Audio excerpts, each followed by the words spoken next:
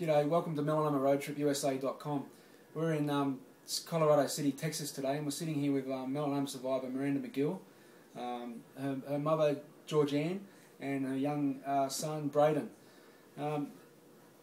Miranda, you're a melanoma survivor? Yes, sir. Do you call yourself a survivor, or you're someone living with melanoma?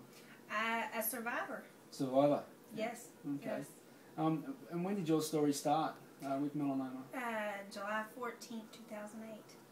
Okay, and then you had a primary melanoma? I did. I had a mole that started growing on my back. Didn't think anything about it, and then finally went and got it taken off, and they actually saw another spot on my shoulder that they didn't like. Had it removed, and they both came back positive. So I had two. Okay, and then you were clear of melanoma? At that time, yes.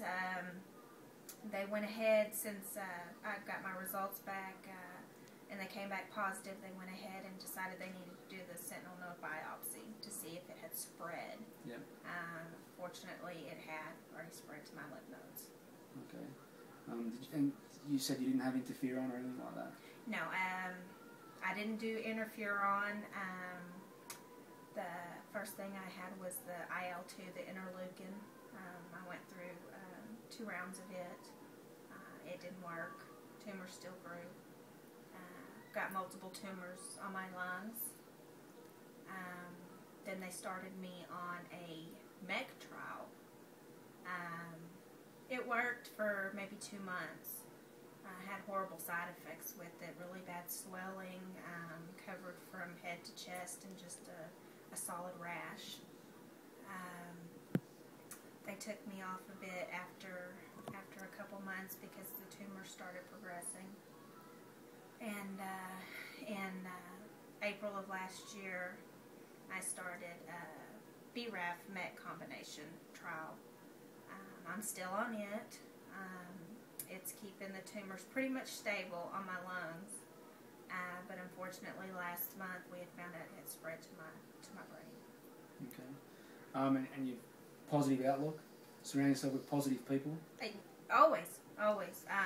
You know, when you get those bad results, you know, it gets you down. You have your time of, you know, why me? Why, you know, why isn't it getting any better? But then you just have to, you know, turn around and say, hey, okay, we have to get this, take care of it, and just keep going. I mean, you can't ever give up. Get up and keep going. Get up and keep going. Mm-hmm. Yep. And you've had great support from your family and your mum, Georgianne.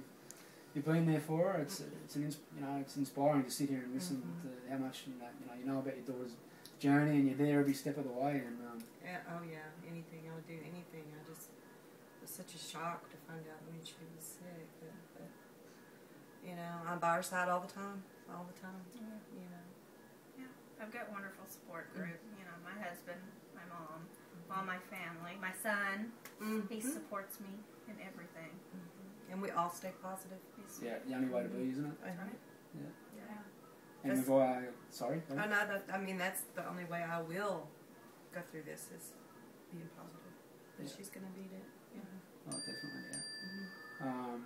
And we've got the stupid cancer bands. Oh yeah. Yep. Give the bird to cancer. That's right. That's right. Yeah. As you can see, we all wear it's even on our earrings. The melanoma. The awareness. Oh yeah. Yeah. And you were talking earlier that you didn't know what melanoma was when you were diagnosed. I was the same. And you've since been out there creating awareness. Yeah. I've done what I could. I've spoken at the Relay this past year, Relay for Life, the local one here in town. I spoke at it and gave my story and you know, let everybody know, you know, how they can protect themselves, what not to do. You know, don't use tanning beds, don't stay out in the sun. My son a couple years ago got to do the PSA over the local radio station. You know, letting everybody know, you know, about melanoma. So I've done a little bit trying to get the word out there. That's great. You may have just saved a life, and you know, that's what it's all about, isn't it? Getting it out there and letting people know that melanoma is not just a little bit of skin cancer that gets cut off. Right. Yeah. Well, And what if you could give one message to the government back home in Australia in regards to sunbeds? You know, what would you say to them? Should they be banned or regulated? No, I think they should be banned everywhere. Yeah. Everywhere. I mean, they're no good. There's nothing good that comes from them. You know. So no, I agree. They need to be banned. Yeah. And you have the young girls that are, you know, just using them daily and just, you know, they need to be, completely banned. We call them back home killing machines. Right. That's right. That's exactly what they are. Yeah. So if you could just give one message to other young people out there that do go and tan and lay on the beach all day or use sunbeds, you know, and they don't put sunblock on because they want to get a tan, what message could you give them? It's not worth it, you know. A tan's not, like they say, a tan's not worth dying for. You know, there's other options out there. They have spray tan, you know, they have lotions you can use. You know, if you don't believe it can happen to you, talk to me, talk to a melanoma patient. You know, we'll let you know, show you what we go through because of, in my case, getting too much sun growing up. Protect yourself, protect your skin. You know, it's not worth it. It's hard on you. It's physically, mentally. You know, cancer's a scary thing, but when you get diagnosed with one that you know does not have a cure, it makes it even harder. So, protect yourself, put sunblock on, don't use tanning beds. That's my message. Doesn't get any more real than that. You know, all right, thanks very much for sharing your story with us. Positivity all the way. Yes.